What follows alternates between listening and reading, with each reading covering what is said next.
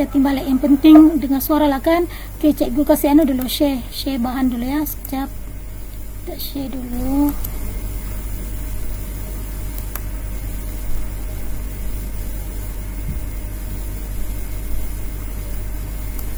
Okay, boleh tengok?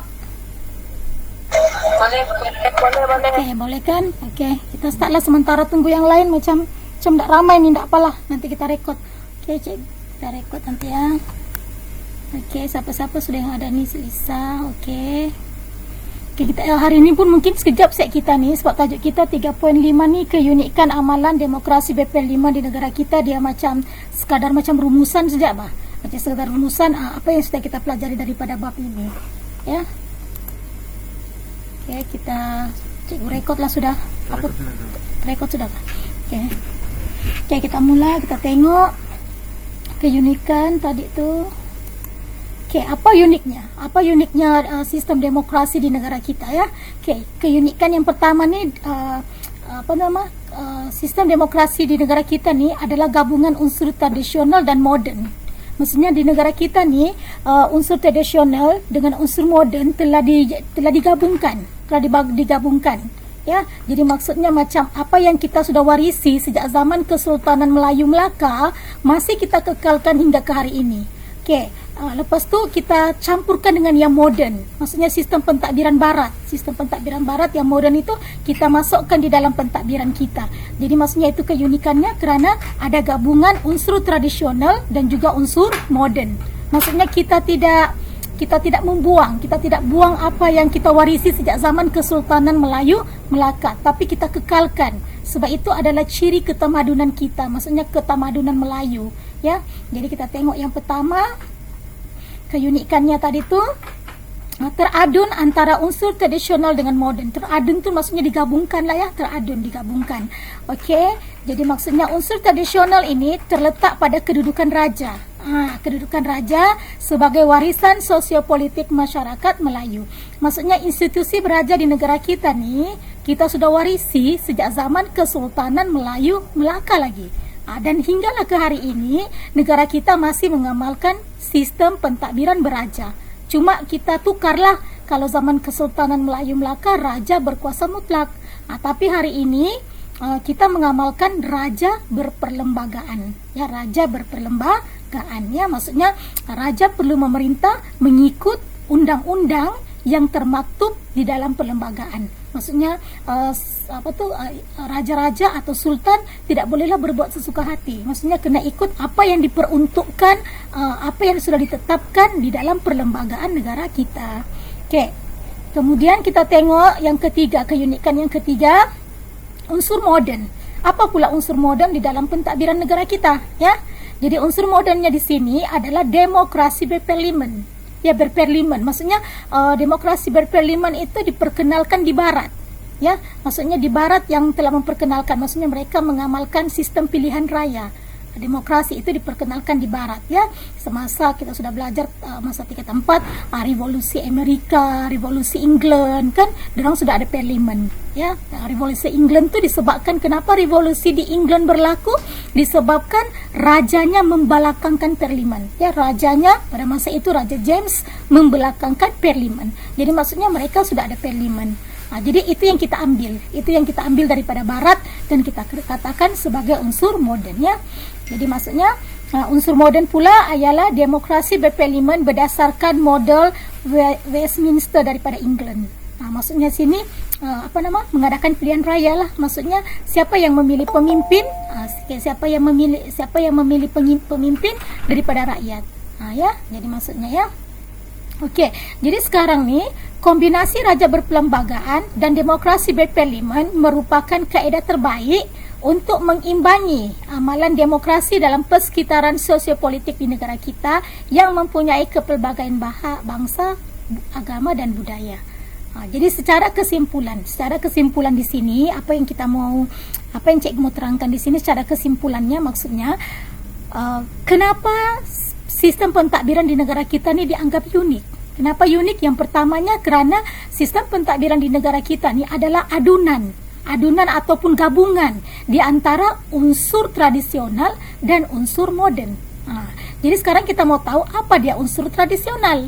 Jadi unsur tradisional itu adalah sistem beraja. Sebab sistem beraja kita sudah warisi sejak zaman Kesultanan Melayu Melaka. Cuma ubahlah, kalau dulu raja berkuasa mutlak, hari ini raja berperlembagaan. Kemudian apa pula unsur moden? Apa unsur moden dalam pentadbiran kita? Jadi unsur modennya adalah demokrasi berparlimen. Sebab sistem demokrasi berparlimen ini sudah dijalankan di England, ya, di England. Mereka sudah ada pilihan raya. Siapa yang memilih pemimpin? Rakyat. Melalui apa? Pilihan raya. Itu kita panggil sebagai demokrasi. Kita sudah belajar hari apa kita belajar hari itu? Hari Rabu. Kita sudah belajar tentang ciri-ciri demokrasi. Antara ciri demokrasi adalah pilihan raya. Inilah. Ya, kalau zaman dulu kita tidak pilihan raya, tapi hari ini kita ada pilihan raya. Jadi maksudnya gabungan di antara tradisional dan gabungan di antara unsur moden tadi ini telah mengimbangi sistem pentadbiran di negara kita. Ya, sistem pentadbiran di negara kita yang berbagai bangsa, agama dan budaya. Oke, bagaimana dia boleh mengimbangi? Maksudnya begini.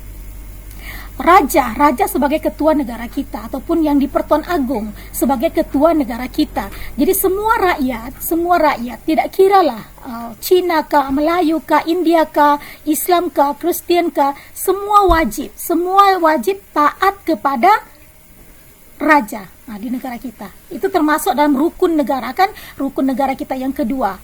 Ya, rukun negara kita kedua taat kepada raja dan negara. Jadi maksudnya raja itu adalah lambang perpaduan di negara kita. Raja lambang perpaduan. Bagaimana raja bertindak sebagai lambang perpaduan? Semua rakyat tanpa mengira bangsa, agama perlu taat setia kepada raja. Jadi ini boleh mengimbangi lah, boleh boleh mengawal kita punya kestabilan politik di negara kita. Kemudian bagaimana pula demokrasi berparlimen ini boleh mengimbangi politik di negara kita? Bagaimana demokrasi berparlimen boleh memakmurkan negara kita? Maksudnya rakyat. Maksudnya di sini siapa yang tentukan kerajaan? Siapa yang tentukan pemimpin? Dipilih oleh kita sebagai rakyat yang bertanggung jawab memilih kerajaan. Kita yang menentukan apa kerajaan yang akan memerintah negara kita. Contohnya macam sekarang, kita contohlah kalau dulu kita pilih Barisan Nasional. Jadi Barisan Nasional sebagai kerajaan. Lepas tu rakyat memilih Pakatan Nasional pula. Pakatan Nasional sebagai kerajaan. Jadi semua tu dipilih oleh rakyat. Jadi maksudnya rakyat tidak kiralah Melayu kah, Cina kah, India, akan sama-sama untuk memilih kerajaan, untuk memilih pemimpin. Itu kita panggil sebagai demokrasi. Bukannya kita cakap yang boleh jadi Perdana Menteri mesti orang Melayu, yang boleh jadi menteri mesti orang Melayu. Tidak. Sebab menteri kita ni terdiri daripada pelbagai kaum. Yang menteri-menteri di negara kita ni terdiri daripada pelbagai kaum. Kenapa? Sebab pemimpin di negara kita dipilih oleh rakyat. Itu yang kita panggil sistem demokrasi. Cuma yang di Pertuan Agong atau Sultan sejak tidak boleh daripada Cina atau India. Sebab untuk menjadi sultan, untuk menjadi yang di Pertuan Agong, dia punya syaratnya mesti Melayu. Dia mesti Melayu, dia mesti lelaki, dan paling penting dia mesti adalah waris raja atau keturunan raja. Macam tu. Tapi selain daripada itu, jawatan-jawatan lain tu boleh dipegang oleh apa-apa sejak bangsa di negara kita. Ya, termasuklah menteri besar kah, ketua menteri kah, ya. Jadi setakat ni ada soalan berkaitan tentang unsur tradisional dan moden. Boleh ikut kelas? Boleh cikgu. Boleh faham kan? Jelas kan? Boleh cikgu, boleh. Jadi kamu ingat siap, tradisional ni sistem beraja kita warisi zaman Kesultanan Melayu Melaka. Unsur moden ini adalah demokrasi berparlimen. Maksudnya pemimpin atau kerajaan dipilih oleh rakyat melalui pilihan raya. Jadi gabungan di antara kedua-duanya ini dapat mengimbangi sosiopolitik di negara kita, atau boleh memberi kestabilan politik atau keamanan atau kemakmuran dalam negara kita yang terdiri daripada pelbagai kaum, bangsa dan agama. Kita terus ke slide yang seterusnya. Kita tidak ambil masa yang lama ya, masih penat.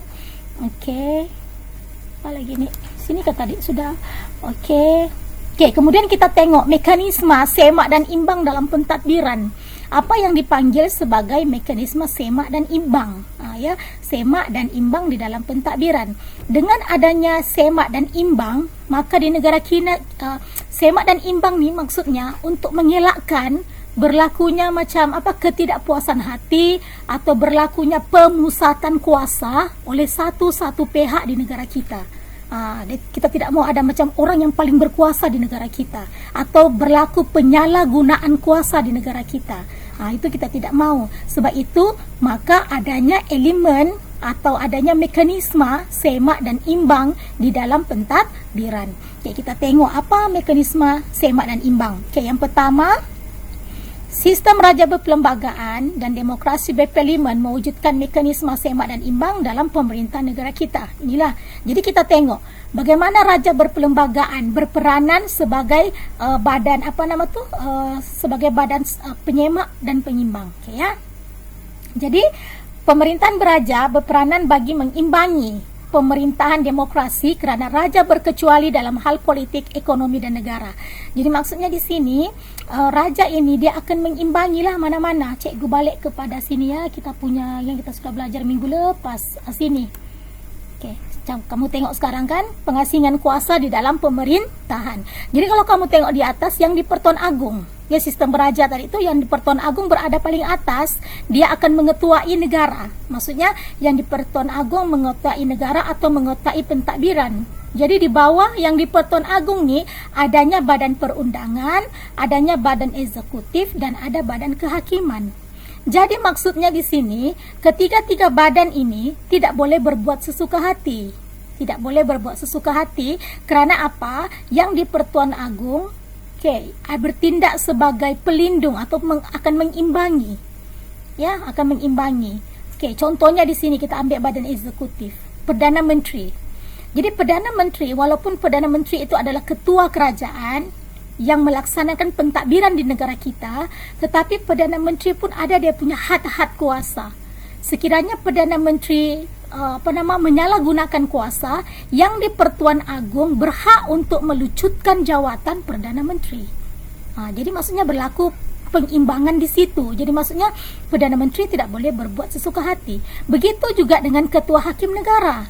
Sekiranya Ketua Hakim Negara didapati menerima rasuah ataupun tidak amanah, jadi maksudnya yang di Pertuan Agong pun boleh memecat Ketua Hakim Negara tadi.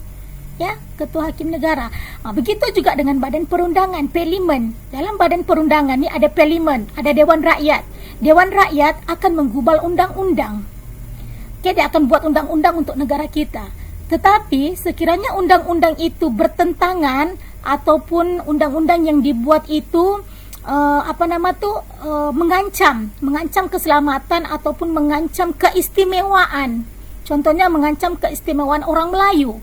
Jadi undang-undang itu nanti akan dibawa ke yang di Pertuan Agong. Jadi yang di Pertuan Agong berhak untuk tidak meluluskan undang-undang yang dibuat oleh Dewan Negara.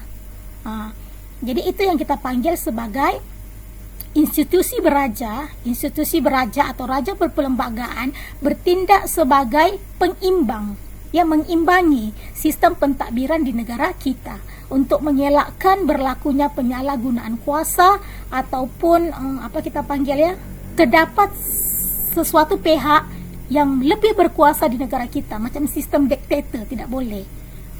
Jadi maksudnya semua badan-badan di negara kita ni, badan perundangan, badan eksekutif, badan kehakiman, semua tertakluk di bawah perlembagaan. Kena mengikut apa yang sudah ditetapkan di dalam perlembagaan. Macam itulah. Setakat ni boleh ikut? Boleh faham? Boleh. Boleh kan? Boleh. Jadi bagus Elisha. Jadi itu yang cikgu maksudkan di sini, bagaimana sistem beraja boleh mengimbangi kestabilan di negara kita, sistem pentadbiran di negara kita. Mana sudah slide kita tadi tu sini. Macam itulah pemerintahan beraja berperanan bagi mengimbangi pemerintahan demokrasi kerana raja berkecuali dalam hal politik, ekonomi dan dasar negara. Maksudnya raja dia tidak memihak kepada mana-mana parti politik. Dia tidak menganggotai mana-mana parti politik. Dari segi ekonomi pun dia berkecuali. Begitu juga dengan dasar negara. Kerana dasar-dasar negara itu digubal, kalau dasar negara digubal oleh dasar negara digubal oleh badan eksekutif kabinet. Kalau undang-undang digubal oleh badan perundangan. Jadi maksudnya dia tidak terlibat, ya. Okey, kemudian yang ketiga, kuasa pengimbang yang ada pada raja mampu meredahkan konflik yang berlaku dalam demokrasi seperti pertikaian parti politik yang pelbagai ideologi dan perselisihan antara kaum. Itu juga satu peranan raja. Maksudnya peranan institusi beraja adalah meredahkan konflik yang berlaku seperti pertikaian parti politik. Macam contohlah di negara kita baru-baru ni kan, macam apa tu parti politik, kalau kamu sedarlah yang baru-baru ni, antara macam apa yang berlaku di negara kita yang baru-baru ni, berlaku pertukaran kerajaan tanpa melibatkan pilihan raya. Yang pertama tu apa yang pertama menang dalam pilihan raya di negara kita tu? Parti apa? Bukan Barisan Nasional. Barisan Nasional kan kalah. Apa yang dalam pilihan raya menang tu? Yang gabungan antara Perikatan Nasional. Perikatan Nasional. Okey, jadi Perikatan Nasional tu menang, tapi selepas 1 tahun berlaku pergolakan di dalam parti tersebut. Gabungan parti tersebut mengalami pergolakan. Contohnya macam apa tu yang parti apa Bersatu, Bumi Bersatu. Apa yang keluar tu Parti apa yang keluar tu? Apa yang parti yang si anu tu siapa di bawah siapa Muhyiddin tu kan orang keluarkan Parti Bersatu kan. Okey, Parti Bersatu kan keluar daripada itu. Jadi akhirnya Parti Bersatu tu membentuk pula kerajaan dengan gabungan parti-parti yang lain. Begitulah. Jadi masa itu berlaku ketidakstabilan politik. Ya. Jadi siapa yang berperanan pada masa itu adalah yang di Pertuan Agong. Jadi akhirnya yang di Pertuan Agong telah melantik Muhyiddin sebagai Perdana Menteri. Kan pada awalnya tu masa pilihan raya kita yang menang, yang jadi Perdana Menteri kan Tun Dr. Mahathir Mohamad. Ingat lagi kan? Tun Dr. Mahathir Mohamad kan. Okey, lepas tu berlaku perpecahan. Berlaku perpecahan. Bila berlaku perpecahan, berlaku pertukaran Perdana Menteri. Tetapi tidak melalui pilihan raya pada masa itu. Tidak melalui pilihan raya, tetapi menggunakan apa? Menggunakan budi bicara. Budi bicara yang ada pada yang di Pertuan Agong. Jadi akhirnya yang di Pertuan Agong telah melantik Tan Sri Muhyiddin Yassin tu sebagai Perdana Menteri, menggantikan Dr. Mahathir pada masa itu. Jadi maksudnya pertikaian politik negara kita itu akan diredakan atau diatasi, konflik itu akan diatasi oleh badan beraja tadilah, institusi beraja. Jadi maksudnya itu pun peranan dia. Maksudnya begitu juga dengan kalau berlaku perselisihan antara kaum. Contohnya orang Cina dengan orang Melayu. Jadi siapa yang bertindak pada masa itu? Yang di Pertuan Agong. Contoh cikgu ambil peristiwa 13 Mei 1969. Ya, peristiwa 13 Mei 1969 ini merupakan satu peristiwa hitam di negara kita kan, peristiwa berdarah di mana orang Cina dengan orang Melayu pada masa itu berbunuhan. Jadi pada masa itu yang di Pertuan Agong telah mengisytiharkan darurat di negara kita. Telah mengisytiharkan berlakunya darurat. Berlaku darurat. Jadi maksudnya itu dia punya salah satu budi bicara atau kuasa yang ada pada yang di Pertuan Agong, mengisytiharkan darurat. Situasi pada masa itu sangat teganglah. Jadi pada masa itu tentera yang ambil kuasa. Tentera yang ambil kuasa. Okey. Kemudian yang keempat, mekanisme semak dan imbang juga berlaku melalui pengasingan kuasa, iaitu badan perundangan, eksekutif dan kehakiman. Ini kita balik tadi. Bagaimana tadi mekanisme semak dan imbang berlaku di dalam ini, pengasingan kuasa tadi sini. Okey, pengasingan kuasa pun berlaku di dalam semak dan imbang pun berlaku di sini. Maksudnya begini. Ketiga-tiga badan pemerintahan di negara kita ini, maksudnya kuasanya tu diasingkan. Maksudnya tidak ada suatu yang paling berkuasa. Maksudnya di sini badan perundangan dia menggubal undang-undang begitu. Jadi siapa yang melaksanakan undang-undang? Badan kehakiman. Begitu. Badan kehakiman. Ya, jadi undang-undang yang dibuat oleh parlimen tadi ini, undang-undang yang dibuat di parlimen akan dibawa pula kepada badan kehakiman. Jadi nanti badan kehakiman dia akan tengok undang-undang yang dibuat oleh Dewan Rakyat itu bertentangan atau tidak dengan perlembagaan. Sekiranya undang-undang yang dibuat oleh Dewan Rakyat bertentangan dengan perlembagaan, maka badan kehakiman mempunyai hak untuk membatalkan undang-undang itu. Macam itulah. Maksudnya begini kelas.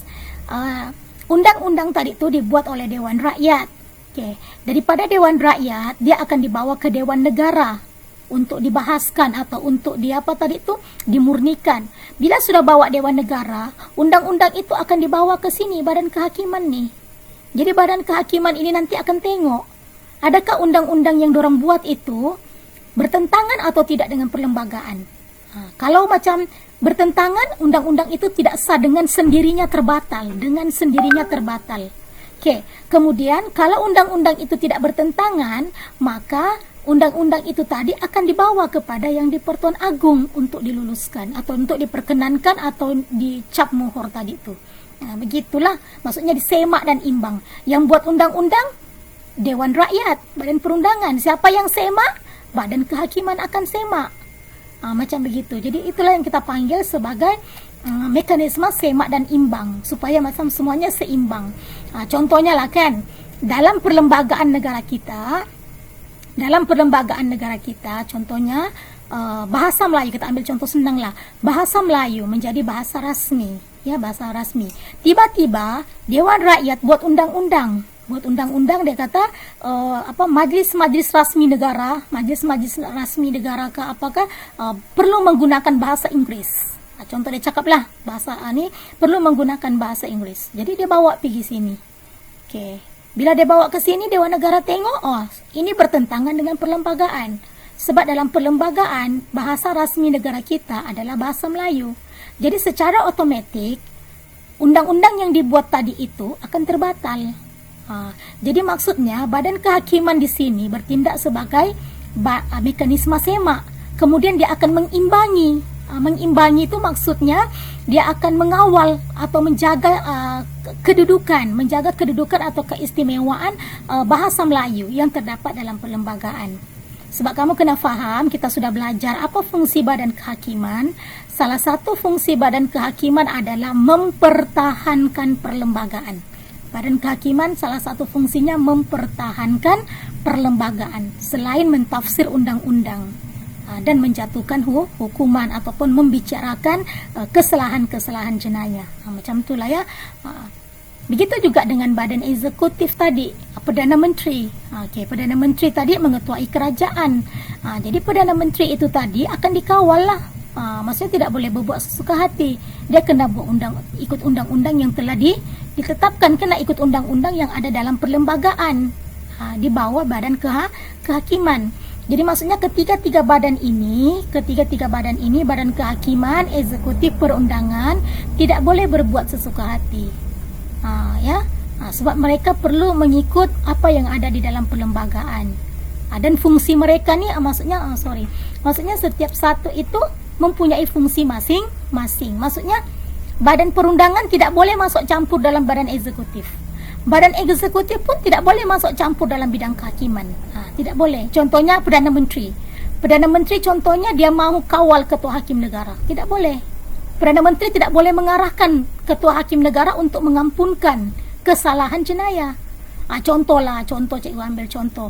Anak Perdana Menteri dijatuhkan hukuman penjara 10 tahun. Contohlah, anak Perdana Menteri dijatuhkan hukuman penjara 10 tahun. Jadi Perdana Menteri tidak boleh jumpa Ketua Hakim untuk kasih untuk meringankan hukuman ataupun untuk kita panggil mansuhkan hukuman. Tidak boleh. Dia tidak boleh masuk campur dalam badan kehakiman walaupun dia Perdana Menteri. Maksudnya walaupun dia ni Perdana Menteri, contohlah Perdana Menteri itu melakukan rasuah. Contohlah kan, Perdana Menteri itu melakukan rasuah. Jadi Perdana Menteri itu tetap akan dibawa ke badan kehakiman, dibawa ke mahkamah untuk dibicarakan. Ya, bukannya Perdana Menteri ini kebal di sisi undang-undang, tidak. Sekiranya badan raja-raja tadi, majlis raja-raja tadi ini terdiri daripada sultan-sultan. Sultan-sultan tadi ini melakukan kesalahan pun akan dibawa ke badan kehakiman untuk dibicarakan di mahkamah khas raja-raja. Itu yang kita panggil sebagai mekanisme semak dan imbang. Setiap satu badan ini menjalankan fungsi masing-masing, tidak boleh campur tangan daripada badan-badan yang lain. Begitulah macam tadi Dewan Rakyat buat undang-undang, Perdana Menteri tak boleh masuk campur. Gitu. Okey, setakat ni boleh faham ya? Mana sudah tadi sini. Okey, jadi itu yang dimaksudkan sebagai mekanisme semak dan imbang juga berlaku melalui pengasingan kuasa, iaitu badan perundangan, eksekutif dan kehakiman. Maksudnya tadi ketiga-tiga badan ini mempunyai fungsi masing-masing dan setiap satunya tidak boleh setiap badan setiap badan pemerintahan di negara kita ini tidak boleh masuk campur. Tidak boleh masuk campur dalam badan-badan yang lain. Ya. Okey, kemudian nombor 5. Badan perundangan diberi peranan menggubal undang-undang yang akan dilaksanakan oleh badan eksekutif. Maksudnya tadi badan perundangan tu yang Dewan Rakyat kan tadi kan dia buat undang-undang. Kemudian undang-undang itu akan dilaksanakan oleh badan eksekutif. Badan eksekutif maksudnya jemaah menteri. Jemaah menteri tadi yang diketuai oleh Perdana Menteri. Macam tu. Maksudnya ya. Okey, cikgu balik lagi di sini supaya kamu faham. Okey, kita tengok. Okey, di sini parlimen, Dewan Rakyat. Okey, jadi Dewan Rakyat dia akan buat undang-undang. Ya, dia akan buat undang-undang. Jadi undang-undang yang dibuat oleh Dewan Rakyat itu akan dilaksanakan oleh badan eksekutif. Dilaksanakan oleh badan eksekutif di bawah Perdana Menteri. Macam tu. Contoh kita buat undang-undang. Apa undang-undang yang kerajaan buat? Yang senang kita buat. Apa contoh? Sebagai kasut hitam. Kasut hitam itu dasar. Itu bukan undang-undang, itu dasar di bawah kementerian. Contoh Kementerian Pendidikan buat dasar pakai kasut hitam. Itu dasar ya. Ini undang-undang. Dasar dengan undang-undang dia lain kan. Undang-undang di bawah badan perundangan. Kalau dasar-dasar kerajaan di bawah badan eksekutif melalui kementerian masing-masing. Okey, contohnya contoh macam mabuk. Okey. Ya, contoh undang-undang. Contoh undang-undang kita ambil apa tadi? Undang-undang jalan raya Okey, buat undang-undang jalan raya. Okey, buat undang-undang jalan raya. Apa contoh undang-undang jalan raya? Kena ada mabuk tadi. Mabuk kah? Okey, kalau macam apa nama dia cakap tadi, memandu dalam keadaan mabuk, penjara 10 tahun. Contohlah begitu kan? Penjara 10 tahun. Jadi di sini, jadi badan eksekutif tadi akan menjalankan peranan yang di sini. Contohnya siapa yang menjalankan, siapa yang menguatkuasakan undang-undang itu nanti di bawah Menteri Keselamatan lah kan. Menteri Keselamatan, sebab di bawah Menteri Keselamatan itu nanti adalah polis, ada apa lagi tadi? JPJ kah? Ada tentera ada, begitulah. Jadi diorang lah yang akan laksanakan tadi. Jadi kalau ada pemandu mabuk, diorang akan saman lah. Diorang akan saman 10,000. Kemudian akan dibicarakan di badan kehakiman. Maksudnya bukan polis yang bicarakan. Kalau polis tadi itu bagi saman, dia bagi saman. Okay, dia hanya bagi saman, tapi bukan polis yang akan membicarakan. Jadi polis akan hantar pula ke badan kehakiman untuk dibicarakan. Jadi begitulah maksudnya ada fungsi masing-masing. Boleh faham kan?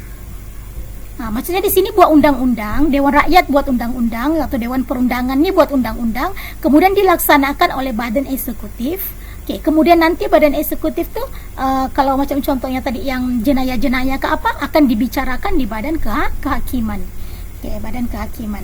Atau contoh tadi kita akan buat di sini Dewan Rakyat tadi undang-undangnya contoh tadi kita ambil bahasa Melayu ke? Bahasa Melayu sebagai bahasa rasmi di negara kita. Itu memang kan dalam perlembagaan sudah. Jadi orang buat bahasa Melayu sebagai bahasa kebangsaan. Jadi di sini badan eksekutif akan buatlah contohnya di bawah Kementerian Pendidikan. Di bawah Kementerian Pendidikan, dia akan buatlah bahasa rasmi di negara kita ni bahasa Melayu. Contoh dia kata dia buat dasar pula bahasa Melayu wajib lulus. Di sinilah dasar dia akan buat. Daripada undang-undang yang dia buat, dia akan buat di sini. Macam tu. Contoh ada pula orang mempertikaikan. Dia mempertikaikan. Kenapa bahasa Melayu jadi bahasa rasmi? Orang tidak suka kan? Maksudnya dia mencabar perlembagaan. Jadi bila dia mencabar perlembagaan, dia akan didakwa di mahkamah. Jadi badan kehakiman pula yang ambil sini. Macam tu. Okey, boleh ya? Okey, tidak ada masalah rasanya, sudah faham. Jadi maksudnya setiap satu tu ada dia punya fungsi masing-masing. Maksudnya badan perundangan diberi peranan menggubal undang-undang yang akan dilaksanakan oleh badan eksekutif. Okey, jadi nombor 6, sekiranya timbul konflik dan kekeliruan, penyelesaian dibuat melalui badan kehakiman. Macam cikgu cakap tadi lah. Ya, maksudnya tadi undang-undang dibuat oleh badan perundangan, kemudian dilaksanakan oleh badan eksekutif. Sekiranya ada masalah atau ada konflik, jadi akan dibicarakan, akan dibawa ke badan kehakiman. Macam cikgu cakap tadi lah. Badan perundangan memang sudah buat di situ bahasa Melayu sebagai bahasa rasmi. Jadi badan eksekutif di bawah Menteri Pendidikan telah membuat dasar, iaitu bahasa Melayu wajib lulus dalam SPM. Kemudian ada pihak-pihak yang tidak berpuas hati, dia membantah. Contohlah ada orang Cina membantah. Orang Cina cakap, mana boleh bahasa Melayu wajib lulus kalau gitu nanti anak saya tidak boleh dapat SPM lah, tidak boleh lulus SPM lah, sebab saya punya anak tidak pandai bahasa Melayu. Contohlah dia cakap begitu. Lepas tu dia disebarkanlah di media sosial dia begini kan, dibuat di media sosial macam mengkritik. Jadi berlaku kekeliruan itu, dia akan didakwa ke mahkamah. Didakwa ke mahkamah. Macam tu ya. Jadi itulah yang kita panggil sebagai mekanisme semak dan imbang di dalam pentadbiran. Jadi sekarang kalau kesimpulannya, sekarang kita sudah ada dua keunikan. Apa keunikan sistem pentadbiran di negara kita? Yang pertama, gabungan atau adunan di antara unsur moden dan tradisional. Apa dia unsur tradisional? Sistem beraja. Apa dia unsur moden? Tadi tu demokrasi berparlimen. Kemudian yang keunikan kedua, berlakunya mekanisme semak dan imbang. Yang pertama, di mana mekanisme semak dan imbang ini berlaku? Di dalam sistem beraja. Maksudnya sistem beraja ni sistem beraja ni bebas. Dia tidak terikat pada mana-mana politik, tidak terikat pada mana-mana dasar atau ekonomi. Jadi dia boleh menyelesaikan konflik yang berlaku di antara parti-parti politik, atau dia boleh menyelesaikan konflik yang berlaku di antara pelbagai kaum. Macam itulah. Kemudian semak dan imbang juga berlaku melalui pengasingan kuasa badan perundangan, eksekutif dan kehakiman. Tadilah, dan ketiga-tiga badan ini diketuai oleh yang di-Pertuan Agong. Jadi yang di-Pertuan Agong tadi itu boleh mengawal. Kemudian kita tengok satu-satu tadilah. Badan perundangan dia gubal undang-undang. Bila dia sudah gubal undang-undang, yang menjalankan undang-undang itu adalah badan eksekutif. Bukannya badan perundangan yang buat, tidak. Jadi maksudnya badan perundangan fungsinya buat undang-undang saja. Jadi yang melaksanakan, siapa melaksanakan? Badan eksekutif. Kemudian kalau ada kekeliruan atau berlaku macam ketidakpuashatian berlaku macam apa-apalah yang berkaitan tu, dibawalah ke mahkamah, badan kehakiman. Macam itulah. Jadi maksud setiap satu tu ada fungsi masing-masing. Macam contoh di sini apa dia cakap ni, Dewan Negara lulus pindaan perlembagaan, turunkan umur mengundi kepada 18 tahun. Ini dia buatlah. Jadi maksudnya yang ini ni dalam perlembagaan kita yang sepatutnya mengundi adalah umur 21 tahun ke atas. Tetapi pada masa itu badan Dewan Rakyat kata kita perlu turunkan umur 18 tahun boleh sudah mengundi. Umur 18 tahun boleh mengundi kerana dia cakap 18 tahun tu sudah matang. Umur 18 tahun sudah matang, sudah boleh berfikir untuk menentukan kerajaan, boleh berfikir untuk memilih pemimpin. Jadi maksudnya dibahaskan sudah di Dewan Rakyat, kemudian dia bawa ke Dewan Negara, kemudian dia bawa ke tadi itu Badan Kehakiman. Badan Kehakiman. Bila semua lulus, bawa yang di Pertuan Agong. Tapi ini sudah lulus kah ya? Cikgu pun tak pasti. Lulus sudahkah? Kamu dah dengar? Lulus sudah. Cikgu pun tak berapa dengar. Maksudnya yang cikgu dengar hari itu masih di Dewan Rakyat lah, masih di parlimen. Yang cikgu dengar macam masih di parlimen, masih dibincangkan lah di parlimen. Tapi tidak tahulah kalau yang di Pertuan Agong tu sudah perkenankan atau sudah luluskan. Oh, kalau sudah tu maksudnya pilihan raya akan datang 18 tahun boleh mengundi lah. Nah, ya. Ini cikgu tidak berapa pasti nih sudah lulus ke atau tidak ya. Sebab di sini masih lagi dia cakap apa nih?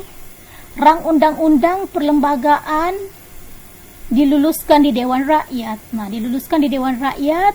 Kemudian ia diluluskan di Dewan Negara hari ini dengan majoriti 2/3 dengan kelulusan pindaan terhadap perlembagaan persekutuan. Pilihan raya pada masa hadapan akan menyaksikan pengundi berumur 18 tahun dibenarkan mengundi dan majoriti calon bertanding umur 21 tahun.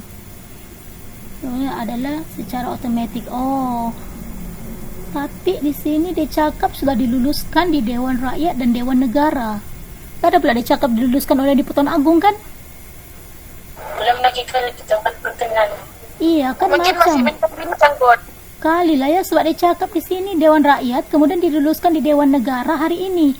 Kalau diluluskan di Dewan Negara hari ini, maksudnya benda itu belum lagi dibawa ke di Pertuan Agong. Sebab kalau ikutkan dia punya hierarki itu, dia kena Dewan Rakyat dulu, sudah Dewan Rakyat baru bawa ke Dewan Negara. Kemudian baru bawa pergi di Ketua Hakim Negara tadi tu. Kemudian sudah tu baru bawa ke yang di Pertuan Agong. Tapi tak tahulah pula kalau dorang ni sudah buat ni. Ya. Sudah otomatik. Okey, nanti kita tengoklah, Google lah, nanti kita Google tengok sudah perkenan ke tidak. Okey, kemudian kita tengok keunikan yang ketiga. Keunikan yang ketiga di negara kita adalah kuasa budi bicara raja.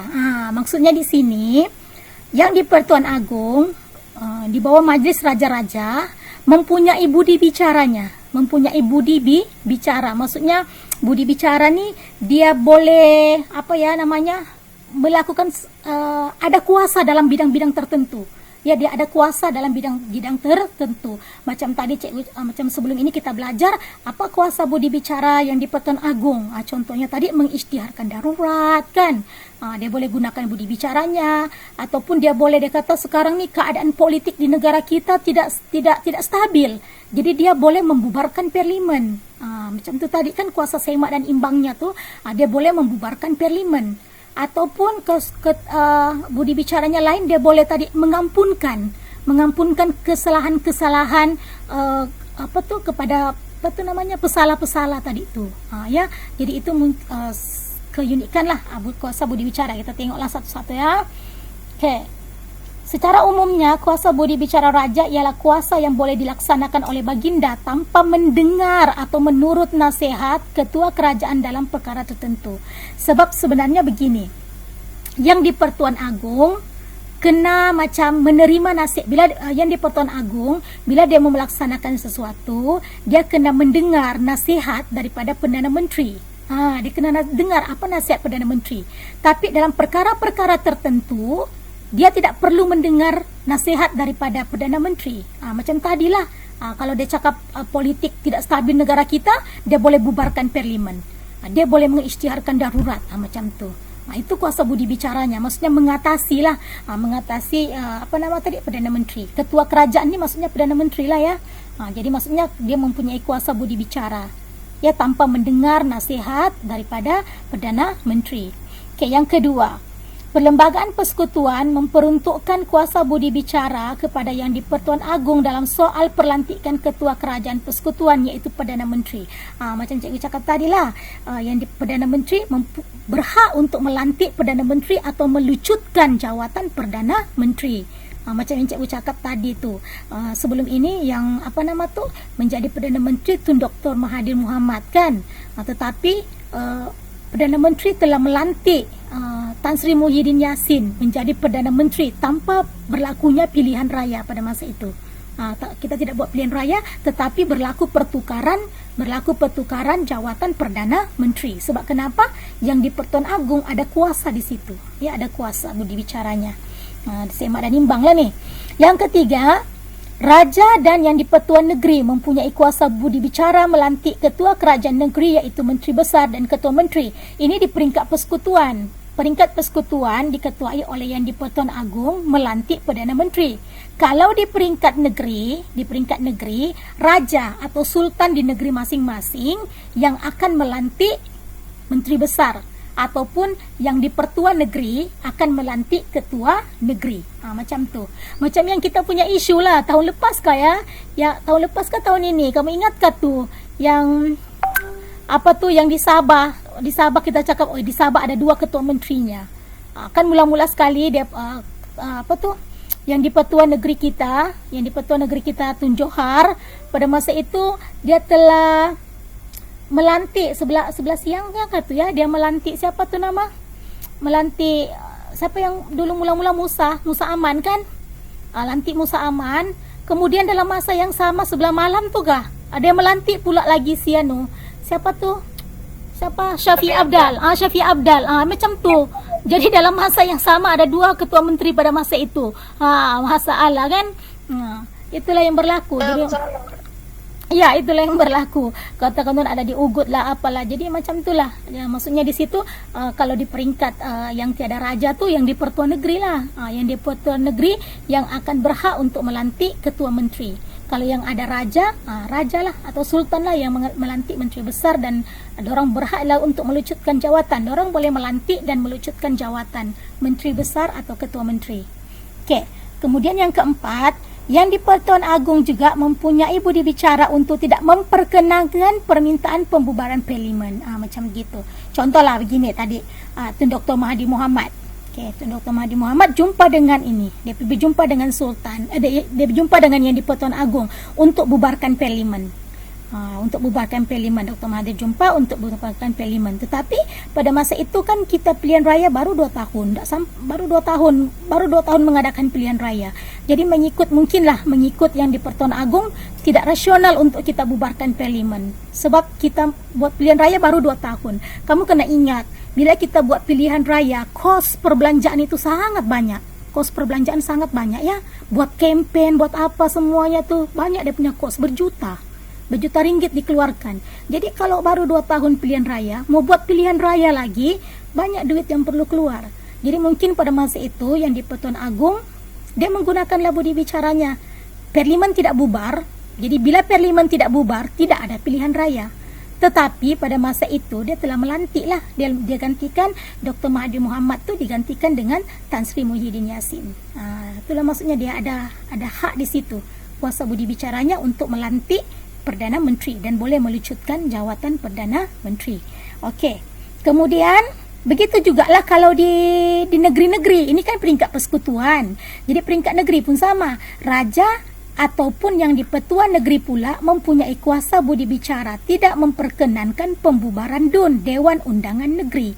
Kalau di peringkat persekutuan kita panggil parlimen kan? Kita panggil parlimen. Kalau di peringkat negeri kita panggil DUN, Dewan Undangan Negeri. Dia sama juga.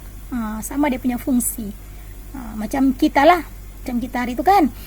Di Sabah baru-baru. Tahun ini kah? Tahun lepas? Tahun lepas rasanya kan Sabah buat pilihan raya negeri. Sabah buat pilihan raya negeri kan. Sebab siapa tu? Siapa yang minta dibubarkan tu? Syafiq Abdal kah minta bubar? Atau Musa Aman yang minta hari itu? Diorang minta bubar. Syafi'i. Okay, Syafiq Abdal minta bubar. Bila dia kata dia minta bubar, tapi masa itu Yang di-Pertuan Negeri kita berkenan. Sebab dia cakap di sini, raja atau Yang di-Pertuan Negeri pula mempunyai kuasa budi bicara tidak memperkenankan pembubaran. Dia berhak untuk tidak memperkenankan. Tapi kalau dia mau perkenankan boleh juga. Jadi dia perkenankan. Jadi kita bubarlah kita punya parlimen di Sabah. Satu-satunya negeri yang bubar parlimen. Tidak sampai 3 tahun. Tidak sampai 5 tahun kan masa itu. Tidak sampai 5 tahun bubar. Sebab dulu kan mula-mula sekali yang jadi ketua menteri kita Musa Aman. Okay. Kemudian Musa Aman tu kalah dalam pilihan raya. Ganti dengan Syafiq Abdal. Jadi Syafiq Abdal pada masa itu baru 3 tahun. 3 tahun. Baru 3 tahun jadi ketua menteri. Tapi dia sendiri yang minta untuk dibubarkan. Jadi sekali bila buat pilihan raya, warisan tu kalah pula. Parti warisan tu kalah. Jadi akhirnya dia tidaklah jadi ketua menteri. Gantilah dengan siapa yang sekarang ketua menteri kita sekarang? Haji. Siapa ketua menteri kita? Cikgu lupa lah ketua menteri Sabah. Siapa? Yang cikgu ingat pembantunya sejak ni. Siapa? Hazli siapa? Aku saja nggak tahu. Kamu Google. Jijinya. Hajijinya sejak yang saya tahu timbalannya sejak sebab dia punya timbalan ini kan populer kan. Bung Mokhtar aja yang diingat. Timbalannya aja yang diingat Bung Mokhtar. Siapa ketua menteri, Pak? Sabah, siapa ketua menterinya? Oh, Hajiji, yang Hajiji, betul lah Hajiji. Ya. Oke, Hajiji. Jadi macam itulah, jadi orang ada berhak. Itulah maksudnya situasi politik di negara kita. Kadang-kadang kita kena alert juga lah, ataupun kita kena mengambil tahu juga tentang politik di negara kita. Kadang-kadang dia boleh membantu kita untuk memahami sistem pentadbiran di negara kita, ya. Kadang-kadang kita kena ambil tahu juga, ya. Jadi itu tiga sudah keunikan sistem pentadbiran di negara kita, ya. Tiga sudah, ya. Gabungan antara unsur tradisional dengan modern, kemudian apa nama tadi itu, semak dan imbang, dan yang ketiga nih kuasa budi bicara raja. Okey, ada lagi kah dia punya keistimewaan? Okey, Ada. kerjasama politik. Jadi maksudnya di negara kita ni terdapat kerjasama politik, ya. Terdapat kerjasama politik macam ini, macam contoh kadang-kadang dalam satu parti yang besar terdapat parti-parti kecil di dalamnya. Begitu. Macam paling senang kita ambil Barisan Nasional kan. Semua orang tahu Barisan Nasional kan. Jadi dalam Barisan Nasional tu ada UMNO mewakili orang Melayu, kemudian ada MCA mewakili orang Cina, ada MIC mewakili orang India. Jadi maksudnya di sini terdapat kerjasama politik di kalangan pelbagai kaum. Macam tu. Itu contohlah maksudnya kerjasama politik. Begitu juga dengan macam kalau sekarang ni Pakatan Nasional ke sekarang? Pakatan Nasional. Kan ada gabungan-gabungan parti juga di dalamnya kan. Contohnya parti apa? Bersatu. Parti Bersatu. Kemudian ada apa lagi gabung situ? PAS gabung kah di situ? Parti Sabah tuh. Parti Sabah. Apa kalau kita panggil Sabah tuh? Apa dipanggil kalau yang parti Sabah? Iya kan, KRS bukan KRS kan, GRS, Gabungan Rakyat Sabah. Gitu kah tuh? Oke, kita tengoklah satu-satu. Oke, kerjasama politik menekankan soal perkongsian kuasa antara kaum berdasarkan prinsip tolak ansur, perundingan dan pengorbanan bagi memastikan suara setiap kaum diwakili. Jadi maksudnya beginilah, semua kaum di negara kita ni mesti ada sikap tolak ansur. Sebab itu dalam parlimen negara kita ini terdiri daripada pelbagai kaum. Supaya maksudnya setiap kaum ada wakil di parlimen. Contoh orang Cina ada wakil di parlimen, orang India ada wakil, orang Melayu ada wakil. Jadi setiap kaum itu boleh mempertahankan kepentingan masing-masing, supaya macam tidak dipinggirkan lah, tidak dipinggirkan. Bayangkanlah kalau di negara kita ni semua ahli parlimen tu orang Melayu. Jadi siapa yang mahu mengangkat ataupun menjaga kepentingan orang Cina dan India? Begitu. Jadi nanti Cina dan India tidak puas hati. Bila mereka tidak puas hati, boleh berlaku rusuhan, boleh berlaku pergaduhan di negara kita. Jadi ini akan mengancam keselamatan negara. Begitu. Jadi bila sudah mengancam keselamatan negara kita tidak aman, dia akan menjejaskan ekonomi. Pelabur-pelabur tidak mau datang negara kita sebab tidak aman. Pelancong pun tidak mau datang, macam tu. Jadi menjejaskan ekonomi. Sebab itu perlu ada tolak ansur di kalangan pelbagai kaum dari segi politik. Okey, kemudian yang kedua, permuafakatan pelbagai parti politik dalam satu gabungan membolehkan parti politik membentuk kerajaan dan berkongsi kuasa dalam pemerintahan di negara kita. Macam ini cikgu cakap tadilah. Maksudnya parti politik tu terdiri daripada gabungan pelbagai parti. Macam tadi kalau Barisan Nasional ada UMNO, ada MCA, ada MIC. Ya, jadi mereka berkongsi kuasa di dalam pentadbiran, berkongsi kuasa macam inilah tadi. Maksudnya ada menteri itu ada orang Melayu, ada orang India, ada orang Cina. Maksudnya berkongsi kuasa. Okey, kemudian yang ketiga, sejak pilihan raya pada tahun 1955 ni pilihan raya pertama di negara kita, ya. 1955 pilihan raya pertama, gabungan parti berasaskan kaum dibentuk atas nama Parti Perikatan. Nama Parti Perikatan. Ini yang kita belajar masa tingkat 4 nih. Dalam Parti Perikatan terdiri daripada UMNO, MCA, MIC. Jadi dalam Parti Perikatan ni 1955 mereka telah menang besar majoriti. 61 daripada 62 kerusi yang dipertandingkan. Nah, satu kerusi orang tidak menang. Satu kerusi itu siapa yang menang? Siapa yang menang? Siapa? Labour. Parti apa yang menang nih satu sejak nih? 61 nih Parti Perikatan. Satu lagi dimenangi oleh apa? Parti apa? Pembangkang. Ialah pembangkang. Siapa tuh? Banyaknya pembangkang pada masa itu. Parti Negara pun pembangkang. Nggak ingat. Bagus kamu. Dimenangi oleh PAS, Parti Islam Semelaya. Ya, satu jadi dimenangi oleh PAS. Yang lain tuh semuanya dimenangi oleh Parti Perikatan. Jadi di situ British telah tengok. British tengok, oh orang Melayu, tanah Melayu sudah bersatu padu. Kenapa bersatu padu? Sebab Parti Perikatan ini terdiri daripada Melayu, Cina, India. Dan mereka telah menang besar. Dan syarat British ialah, dia kata, kunci kepada kemerdekaan tanah Melayu adalah perpaduan. Jadi pada masa itu British tidak boleh sudah berdolak dalik, atau British tidak boleh sudah berdolak dalik, akhirnya terpaksa memberi kemerdekaan. 1955 Parti Perikatan menang, 1956 wakil Parti Perikatan pergi ke London menuntut kemerdekaan.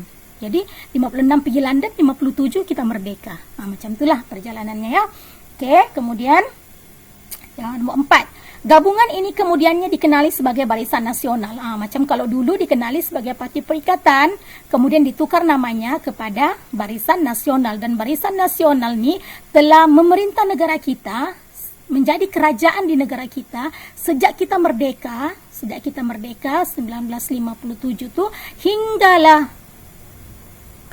dorang kala yang baru-baru pilihan raya ke berapa tuh, 15 kah dorang kala itu sejak. Tiada sejarah dorang kala pertama kali. 2000 berapa ya kita pilihan raya tuh 2000 berapa kita pilihan raya? 2018 kah? 2000 berapa? 15 kah? Bukanlah, saya tidak ingatlah cikgu 2000 berapa tuh, tapi itulah PRU yang ke-15 tuh. Maksudnya PRU yang ke-15 maksudnya selama 14 penggal tuh Barisan Nasional menang. Maksudnya begitu. Baru satu penggal ni lah dimenangi oleh parti yang lain. Gitulah, jadi maksudnya Barisan Nasional telah berjaya mengekalkanlah sebagai kerajaan pada masa itu ya. Oke. Parti ini memenangi 13 kali pilihan raya umum untuk membentuk kerajaan persekutuan. Ada sudah di sini 2018. Pada bulan Februari 2020 Perikatan Nasional merajui negara kita menggantikan Pakatan Harapan. PRU yang ke-13. Cikgu ni 15 pula, Parti parti ini memenangi 13 kali pilihan raya. 13 kali memenangi pilihan raya. Jadi masa tu adalah PRU yang ke-14 lah kan. Jadi PRU yang ke-14 dorang kalah di tangan Pakatan Harapan. Dorang kalah di Pakatan Harapan. Kemudian yang Pakatan Harapan tadi yang cikgu cakap berlaku pergolakan politik nih. Berlaku masa Pakatan Harapan yang jadi Perdana Menteri ialah Tun Dr. Mahathir Mohamad. Jadi berlaku pergolakan, akhirnya berlaku perubahan jadi Perikatan Nasional yang diketuai oleh Tan Sri Muhyiddin Yassin, tetapi tanpa melalui pilihan raya, menggunakan budi bicara yang di-Pertuan Agong. Macam tu. Jadi pada 2018. Nah, bayangkanlah 13 darab 5 berapa tahun kan? Sebab setiap penggal itu 5 tahun. Ya, setiap penggal itu 5 tahun. Jadi ada apa pula di bawah nih? Pada cikgu, maksudnya cikgu belum baca slide lah nih kan, bercakap tapi sebenarnya belum baca slide. Pada pilihan raya umum ke-14 ketara betul tidak baca slide. Pada pilihan raya umum ke-14 tahun 2018, kerjasama politik telah membolehkan Pakatan Harapan memenangi pilihan raya untuk membentuk kerajaan persekutuan. Maksudnya pertama kalinya lah Barisan Nasional itu tumbang atau kalah dalam pilihan raya membentuk kerajaan pada PRU yang ke-14 2018. Cok kamu kira 18, 19, 20, 21, 22, 23. Maksudnya tahun 2023 kemungkinan lah, kalau tidak dalam masa terdekat ini tidak dibubarkan Parlimen, kalau yang di Pertuan Agong tidak bubarkan Parlimen, maksudnya 2023 akan berlaku PRU yang ke-15. Masa itu kamu boleh sudah mengundi. Jadi kamu boleh sudah menentukan apa kerajaan yang kamu mau pilih, siapa pemimpin yang kamu mau pilih. Boleh sudah. Oke. Selamat mengundi. Oke, jadi itu habislah ya kerjasama politik nih. Kamu tahulah kerjasama politik itu maksudnya mereka membentuk gabungan parti-parti tadi itu ya, untuk memenangi pilihan raya. Jadi maksudnya dalam gabungan itu memerlukan tolak ansur, memerlukan permufakatan, memerlukan perkongsian kuasa begitu. Kalau tidak tolak ansur, itulah sebabnya kenapa berlaku pergolakan dalam parti politik. Contohnya parti politik ini tiba-tiba keluar. Dia keluar daripada parti, ikut parti yang satu lagi, atau buat lagi parti yang baru. Kenapa berlaku begitu? Itulah tiada tolak ansur, tiada permuafakatan. Ya, jadi berlaku perpecahan. Ya, jadi ruginya parti itu sendirilah rugi. Macam itulah. Oke, dan selalunya yang menang tuh orang yang menangguk di air yang keruh. Oke, kesimpulannya. Oh, ini cikgu suka nih, habis sudah kesimpulan. Ingatkan cikgu tadi ini jam 9 kita habis sudah membuat setengah jam. Rupanya 1 jam juga padahal simpelnya sejak nih, sikit sejak. Terlampau banyak cikgu bercakap kali ini. Oke, jadi kesimpulannya, kesimpulannya kita perlu memahami demokrasi sebagai salah satu asas pemerintahan negara kita. Jadi maksudnya kamu kena tahu apa itu sistem demokrasi di negara kita. Apa contoh-contoh demokrasi? Apa contoh amalan demokrasi di negara kita? Oke, kita buat soal jauh sikit. Oke, yang kita belajar hari itu ada 3 ciri demokrasi di negara kita. Ada 3 ciri demokrasi di negara kita. Oke, siapa boleh bagi apa 3 ciri demokrasi? Saya. Apa Lisa? Apa dia? Hak asasi. Oke, hak asasi. Oke, kita mesti ada hak asasi individu. Oke, Hazli, apa dia tadi? Pilihan raya. Pilihan raya. Oke, satu lagi. Siapa boleh bagi satu lagi? Siapa lagi? Siapa? Syikin. Syikin apa Syikin? Mana Syikin? Cikgu tengok ada nih, Syikin ada, si Zazwani. Zazwani apa lagi? Kita ada sudah tadi si Alicia cakap kebebasan hak asasi. Kemudian Hazli cakap kita ada pilihan raya, ciri-ciri demokrasi. Satu lagi. Apa lagi satu? Siapa boleh? Fifi? Siapa? Pengasingan. Yes, bagus. Saswani ya Fifi sama-sama menjawab. Pengasingan kuasa. Jadi itu 3 ciri demokrasi di negara kita. Okey, bagus. Alhamdulillah kamu masih ingat. Okey, kemudian Malaysia mengamalkan prinsip demokrasi dengan mengambil kira kepentingan nilai tempatan dan warisan budaya bangsa. Okey, jadi maksudnya di sini mengambil kira nilai tempatan dan warisan budaya bangsa, maksudnya negara kita tadi itulah adalah adunan daripada ciri tradisional dan juga moden, ya. Jadi maksudnya kita tidak macam hilang identiti kita dari zaman Kesultanan Melayu Melaka. Okey, kemudian demokrasi BP5 dilaksanakan di negara kita dengan cara tersendiri yang mengutamakan kestabilan politik dan kesejahteraan rakyat. Maksudnya demokrasi BP5 di negara kita ni menggunakan caranya tersendiri. Sebab kenapa? Kita terdiri daripada pelbagai kaum. Jadi maksudnya semua kaum itu diwakili oleh pemimpin-pemimpin. Sebab itu menteri-menteri kita terdiri daripada pelbagai kaum, ya. Okey, kemudian demokrasi BP5 pada asasnya memberikan hak sama rata kepada setiap warga negara, dikawal dan diseimbangkan dengan kedaulatan raja berperlembagaan. Jadi maksudnya di sini demokrasi BP5 di negara kita ni semua rakyat mempunyai hak. Semua rakyat mempunyai hak. Maksudnya semua rakyat berhak untuk mengundi, pemimpin yang dia mahu. Macam contohnya kita orang Melayu, kita boleh juga mengundi orang Cina. Orang Cina boleh juga mengundi orang Melayu. Macam tu ya. Semua ada. Dan semua ini dikawal oleh raja berperlembagaan. Sebab raja berperlembagaan melambangkan perpaduan. Semua kaum mesti taat setia kepada raja dan negara. Ya, dalam rukun negara ada kan. Okay, yang kelima, Malaysia mempunyai bentuk pemerintahan yang unik dengan ciri tersendiri. Maksudnya Malaysia ni ada keunikannya. Yang kita belajar tadi, ada berapa keunikan yang kita belajar? Ada 5 keunikan. Ada 4. Ada 5. Okey. Nak mau sudah si Lisha, si Hazli, si Fifi, si Zazwani. Diorang sudah jawab. Kita tengok orang lain pula. Okey. Ciri-ciri, keunikan. Apa keunikan yang kita baru belajar? Apa keunikan sistem pentadbiran di negara kita? Okey. Yang lain siapa? Okey. Siapa sini? Siapa yang ada ni? Siapa boleh jawab?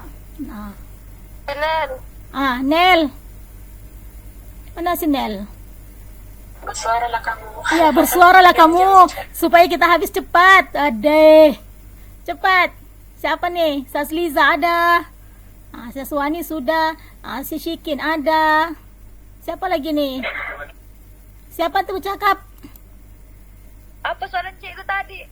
Syikin, soalan cikgu tadi ialah ciri-ciri keunikan yang kita baru belajar tadi. Nyatakan satu, apa ciri keunikan pentadbiran di negara kita?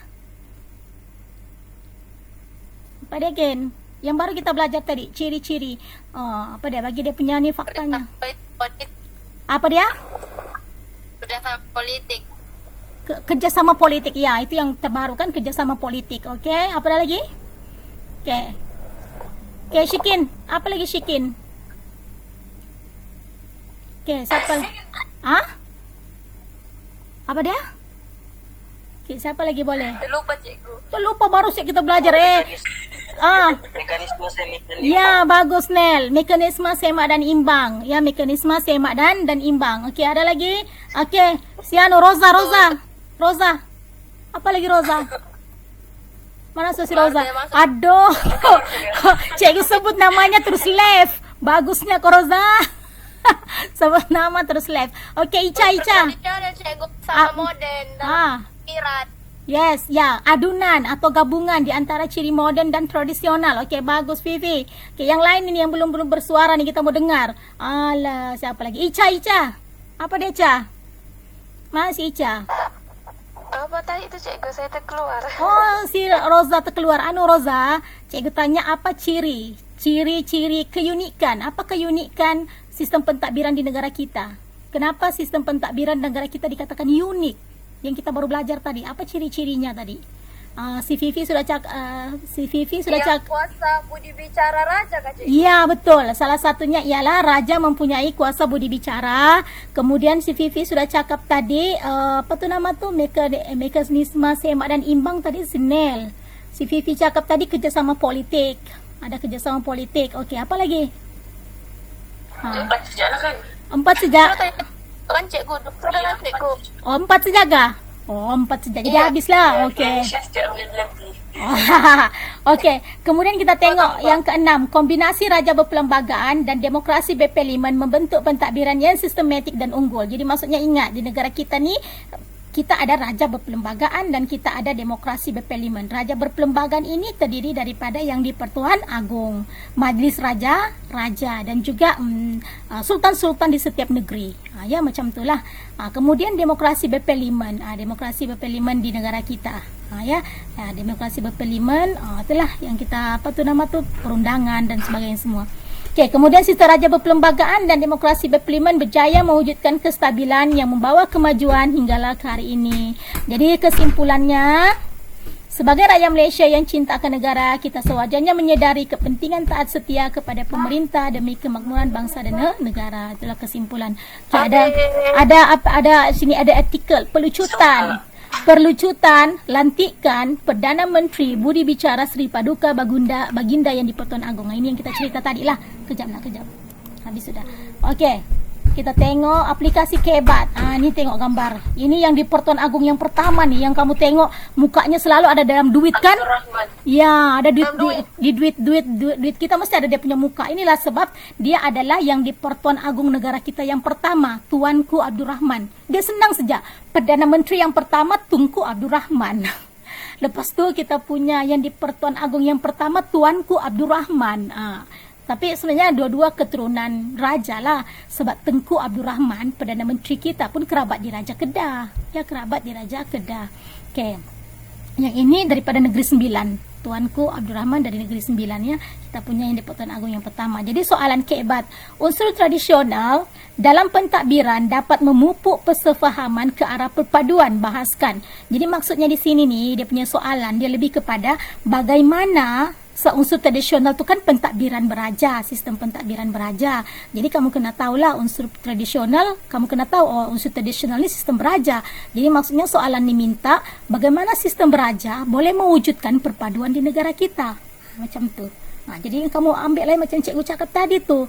Maksudnya semua rakyat tanpa mengira kaum Melayu, Cina dan India semua patut semuanya tu patut taat setia kepada raja dan negara seperti mana yang diperuntukkan di dalam rukun negara. Lepas tu kamu ceritalah, kamu kaitkanlah bila rakyat semua kaum Cina, Melayu, India tu bekerjasama, negara kita akan aman, politik kita akan stabil. Jadi bila politik stabil, maksudnya dia akan membangunkan ekonomi negara kita sebab pelabur-pelabur akan datang.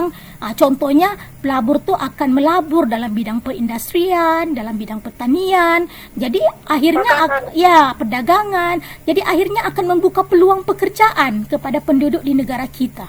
Contohnya lah syarikat daripada Jepun, buka kilang di negara kita. Jadi dia membuka peluang pekerjaan. Jadi bila penduduk negara kita ada peluang pekerjaan, secara langsung dia akan meningkatkan pendapatan rakyat. Dan akhirnya meningkatkan taraf hidup. Dia macam sambung-sambung begitu. Ini nanti cikgu ajar kamu. Cikgu ajar kamu dalam teknik japasi, jawapan pasang siap. Cikgu pernah ajar kamu kan nih japasi? Pernah, tapi lupa. Tapi lupa. Begitu ya, japasi, jawapan pasang siap. Kita kasih gabung-gabung. Iya, yang ini kehebat saja. Yang penting kamu kata perpaduan. Sudah perpaduan, bila perpaduan kaitkan sudah. Kamu kaitkan sudah, bagaimana mau kaitkan perpaduannya. Nanti cikgu ajar nih kebat ya, menggunakan japasi kebat perpaduan. Jadi itu soalan kebat. Kemudian latihan pengukuhan. Mau buat kan nih atau tak payahlah? Cikgu send lah dengan kamu ya. Cikgu send dengan kamu nanti. Macam contoh kan, apakah kepentingan cap mohor? Ini cap mohor kan dalam majlis raja-raja kan. Jadi apa kepentingannya di sini nih? Mengiktiraf kerajaan yang dipilih rakyat, mengesahkan pelantikan, melambangkan kedaulatan. Jawapannya apa? Jawapannya C lah, melambangkan kedaulatan raja-raja Melayu. Melambangkan kedaulatan. Kelas ingat, kedaulatan tu adalah kekuasaan tertinggi. Jadi maksudnya kalau yang di Pertuan Agong bagi dia punya cop nih, dia turunkan dia punya cop, maksudnya sesuatu undang-undang itu sah. Jadi maksudnya dia ada kuasa untuk meluluskan atau tidak meluluskan. Jadi itu dikatakan sebagai melambangkan kedaulatan atau kekuasaan raja-raja Melayu. Begitu. Apa pula B? Mengesahkan pelantikan jemaah menteri. Kemudian pembahagian kuasa dalam sistem pemerintahan negara kita melibatkan 3 badan. Ini kalau kamu tak tahu jaga kamu. Apa badan-badan itu? BCD. Jawapannya ni macam tak betul kan? Dia sepatutnya 1 Roman, 2 Roman kan? Salah kan? Sepatutnya dia kena ada 1 Roman, 2 Roman, 3 Roman ada. Jadi jawapannya sepatutnya dia mesti ada badan eksekutif. Kemudian di sini yang ada badan kehakiman, 2 aja yang ada kan? Yang tiada di sini adalah badan perundangan. Sebetulnya dia badan eksekutif, badan kehakiman dan badan perundangan. Salah juga soalan cara debot ini. Ada. Kemudian ini sebenarnya dibuat oleh bahagian pembangunan kurikulum, ya, BPK nih, bagian pembangunan kurikulum, ya, maksudnya daripada di bawah Kementerian Pendidikan juga. Iya, sepatutnya ini kan ada Roman-Romannya, 1 Roman, 2 Roman baru ada ini kan. Biasalah kan manusia itulah. Soalan SPM pun boleh kan, soalan SPM pun boleh ada ralat ini kan lagi. Seterusnya, semasa negara kita dijajah sehingga negara kita merdeka, sistem pemerintahan beraja tidak pernah terhapus. Sebaliknya berkembang menjadi sistem apa negara kita hari ini? Raja berperlembagaan. Ya, bagus Lisha Hazli. Jadi raja berperlembagaan. Jangan kata raja berkuasa mutlak. Berkuasa mutlak tu zaman Kesultanan Melayu Melaka. Soalan seterusnya. Legasi Kesultanan Johor Riau disambung oleh Kesultanan Melayu mana? Johor Riau. Pahang. Di mana? Di Pahang. Salah tu. Kalau Pahang tu bukan Johor Riau. Kalau Pahang tu daripada Kesultanan Melayu Melaka. Daripada mana? Terengganu kah, Kelantan kah? Kalau Kedah tu memang salah lah. Kedah, Pahang tu sudah salah. Jadi dari? Jadi Kelantan. Kelate. Ya, betul. Seterusnya, kalau Kedah tu memang tidak ya. Kedah dia memang sudah wujud. Maksudnya Kedah wujud sebelum Melaka. Jadi maksudnya negeri yang tertua di kita tu adalah Kerajaan Kedah. Dikatakan Kedah tu sudah wujud pada abad ke-9. Sementara Melaka wujud pada abad ke-15.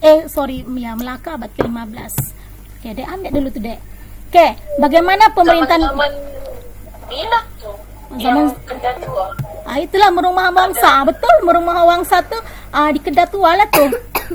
Kedah Tua tu dia kata pada abad ke-9. Ini contoh daripada bukti-bukti yang ditemui lah. Contohnya bukti yang ditemui itu apa tuh batu bersurat. Jadi dalam batu bersurat itu kan ada tare-tare, begitulah. Maksudnya di batu bersurat. Okey, bagaimana pemerintahan beraja di negara kita dipertahankan melalui Tupehela, betul kah? Betul, melalui Tupehela. Jadi bagaimana pemerintahan beraja? Melalui Kawan, sini. jadi jawapannya sila kebijaksanaan diplomasi Raja-Raja Melayu. Maksudnya Raja-Raja Melayu pada masa itu berdiplomasi lah, bertolak ansur dengan penjajah. Contohnya dengan British, dengan Jepun. Sebab itu dia masih boleh dipertahankan hingga ke hari ini. Oke, Durbar, ingat ya Durbar. Durbar tuh semasa apa nama tuh? Kalau cikgu begitu dapat jawabannya kan. Durbar ialah perjumpaan atau persidangan umum yang diadakan oleh Raja Melayu dengan British. Durbar dipengerusikan oleh siapa? Presiden British kan? Dia oleh Pesuruh Jaya Tinggi British. Ya, Pesuruh Jaya Tinggi British. Oke, Durbar ni masa ini nih, masa yang pembentukan negeri-negeri Melayu bersekutu. Ya, Durbar. Negeri-negeri Melayu bersekutu. Ya. Kemudian demokrasi Pepeliman diterima sebagai sistem pentadbiran negara. Apa ciri demokrasi? Apa dia ciri demokrasi? Mempunyai yang di-Pertuan Agong, mempunyai Perdana Menteri. Jawapannya D lah. Jaminan kepada kebebasan agasi. Siapa jawab tadi B? Bukan D kan? D lah. Oh D, okey bagus D. Dia masuk kebebasan asasi, kebebasan beragama kan? Kebebasan agama, kebebasan diri, yang itu. Okey, 3 komponen yang di-Pertuan Agong. 3 komponen iaitu yang di-Pertuan Agong, Dewan Rakyat dan Dewan Negara akan membentuk apa? Kan tengok nih Dewan Rakyat, Dewan Negara ini berkaitan apa? Bagus, parlimen. Ya, parlimen. Okey. Boleh betul dah semua ni. Oh, ini soalan kebat. Oh, okey. Yang di-Pertuan Agong, Majlis Raja, Badan Perundangan, apa X dan Y? Ini macam kamu sudah buat latihan cikgu kan? Ada kan cikgu bagi latihan hari tu kamu kan? Kamu sudah buat. Jadi tak payahlah. Sudah kamu buat X kamu. Ya, sama satu kan? Apa tu X kamu sudah tahu. Badan eksekutif, badan kehakiman sudah tahu, tak payah jawab. Kamu sudah buat. Ini setiap negeri mempunyai DUN. Setiap negeri mempunyai DUN kecuali gambar di bawah menunjukkan Dewan Undangan Negeri Sarawak. Di negara kita Malaysia terdapat beberapa negeri yang tidak mempunyai DUN. Dewan Undangan Negeri. Okey, siapakah ahli Dewan Undangan Negeri? Apakah fungsi? Ini kau boleh buat latihan lah nanti. Macam tiada cikgu bagi ni kan. Okey, nanti kau boleh tengok. Yang tidak mempunyai DUN tu wilayah persekutuan je kan? Wilayah persekutuan contohnya Putrajaya. Apa lagi wilayah persekutuan kita? Putrajaya, apa lagi? Labuan, satu lagi? Satu lagi, Labuan, Putrajaya, Kuala Lumpur. Ya, Putrajaya. Ya, terima kasih. Ini yang ditunggu-tunggu dari tadi sebenarnya nih. Terima kasih. Jadi secara kesimpulannya habis sudah kita bab 3.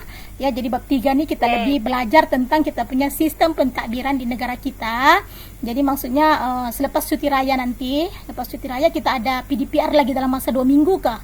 Lepas kita 2 minggu tu kita buka sekolah terus kita exam ya, terus kamu periksaan. Macam buka sekolah tu hari Selasa kah? Ya, kamu buka sekolah tu hari Selasa, Isnin tu kamu hendak ini, Selasa tu terus peperiksaan sudah. Jadi maksudnya 2 minggu tu selepas cuti raya 2 minggu, cikgu cuba akan habiskan bab 4 sebab kamu punya apa tu exam sampai bab 4. Lepas tu cikgu cuba kita cuba buat latihan apa tu nama kita macam ini balik ya revise balik terutama sekalian tingkatan 4 sebab tingkatan 4 semua bab keluar Terutamanya soalan objektif kan, soalan objektifnya tuh memang setiap bab lah akan ada keluar. Jadi kita coba ulang kaji ataupun kita buat soalan-soalan latihan, kita bincang-bincang lah. Ya, mana-mana bab yang kamu rasa, contohnya kamu kata, cikgu bab 3 atau 4 nih, bab 9 enggak paham. Kita bincang lah begitu. Maksudnya tengok mana bab yang kamu rasa mau dibincangkan, kita bincangkanlah masa itu ya. Insyaallah jadi macam iya, macam bab 4 tu dia tidak banyak, macam bab 3 ni memang dia banyak sikit. Bab 4 tu rasanya 1 minggu kita boleh siap. Maksudnya 1 minggu tu kita ada 2 kali berjumpa kan. Kita akan 2 kali Rabu dengan Jumaat. Jadi maksudnya mungkin masa itu bab 4 tu kita siap. Jadi yang minggu depannya tu kita buat ulang kaji sajalah ya. Ya, kita buat ulang kaji atau latihan. Bab 2. Bab 1, bab 2 kan dia tidak banyak. Kalau 3 atau 4 sih yang banyak. Jadi itu sajalah daripada cikgu yang kamu buat saya latihan untuk 3.5 buat latihan. Bila-bilalah kamu boleh hantar panjang juga. Dan mungkin dalam masa terdekat ni kalau cikgu lewat sikit untuk semak, cikgu minta maaf sebab macam apa ya, cikgu bukan tidak mau semak, tapi macam cikgu punya tangan ni bang. Bukan cikgu buat kuih. Bukan buat kuih, cikgu belum ada. Cikgu belum ada lagi buat kuih ni. Memang belum buat kuih lagi. Cuma cikgu sudah semak. Iya, ada yang cikgu sudah semak, ada yang belum. Cuma macam cikgu punya tangan ni sakit bah sekarang ni. Tu tadi mau pergi klinik tu. Cikgu punya tangan macam sakit, dia kebas, dia sakit sebelah tangan kanan lah, sebelah tangan kanan ni sakit. Jadi macam cikgu semak kertas kamu tu kan pakai handset sejak kan. Jadi kena apa tu? Kena pegang di handset tu, jadi itu macam sakit jugalah. Jadi tu minta maaf banyak-banyak. Iya, saraf tu lah, saraf, memang saraf. Dia macam ada bengkak begitu kan, sakit. Jadi macam minta maaf kalau cikgu lambat semak, tapi insyaallah cikgu akan usaha untuk kasih semak ya. Okey, jadi terima kasih yang sudah ikut kelas kita malam ini. Yang ndak ikut tu, yang ndak ikut ndak apa, nanti cikgu. Ya. Iya, selamat Hari Raya Maaf Zahir Batin. Nanti cikgu kasih anu. Iya. Ya Baba Nel, nanti cikgu kasih itu. Nanti cikgu kasih send video ni ya. Cikgu kasih anu lah dulu. Mau kena edit-edit kah dulu? Mau kena edit-edit kah dulu? Ya, jadi nanti dapat ampau kah? apa tuh? Dapat ampau kalau dapat boleh. Oke,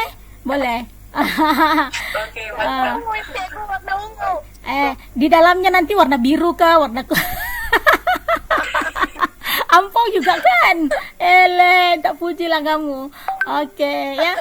Nanti cikgu ini. Jadi siapa banyak bercakap tuh, dengarlah suaranya nanti itu direkod kan? Astagfirullah. Oke lah, bye-bye semua. Terima kasih. Oke, bye-bye. Assalamualaikum. Ya, bye-bye semua. Ya, bye-bye. Ya, sama-sama. Nanti cikgu send video. Adeh, PDPR lagi belum semak.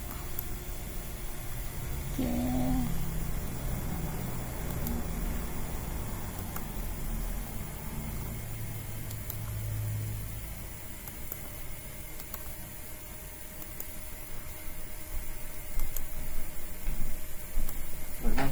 Ya, kejap aku kasih anda. Ya, sudah mati sudah. Kejap. Oh ya, belum. Buat dulu. Apa tuh? Shift kan tadi?